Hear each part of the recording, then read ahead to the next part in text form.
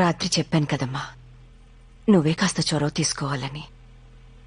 రాత్రి మా కాపురానికి మొదటి రోజే కానీ ఆఖరి రోజు కాదుగా అత్తయ్య. ఎందుకు తొందరపడ్డావు? మెల్లగా ఆయన్ని మామూలు మనిషిని చేసే బాధ్యత నాది. మీరు నిశ్చింతగా ఉండండి. మా పళ్ళతో వేసుకున్నాను, దా స్నానం చేయించు. నాకు పనుంది, మీ ఆవుని చేయించమను. ఏంటి నిన్నటి నుంచి నువ్వే పని చేయకుండా అన్ని గాయత్రి చేత చేయిస్తున్నావు? పెళ్ళయ్యాక మగాడి పనులు చూడాల్సింది భార్యే. రండి, నేను చేయిస్తాను. నా గుండెకు చెప్పింది గుడ్ మార్నింగ్, నా కలర్కు చెప్పింది బ్యాడ్ మార్నింగ్. ఎరా నీకిప్పుడు తెల్లారిందా? అంటే ఈ రోజు అచ్చిబాబు గారు కొంచెం లేట్ గా లేస్తారని. లేటుగా కాదు, అందరికంటే ముందు వాడే లేచాడు. అయ్య బాబాయ్, అదేటండి శోభనం అయిన తర్వాత తెల్లారుజాను పడుకోవాలి కానీ తెల్లారకుండా లేచిపోవడం ఏంటండి? కొంప తీసి రాత్రి నేను జరగలేదా?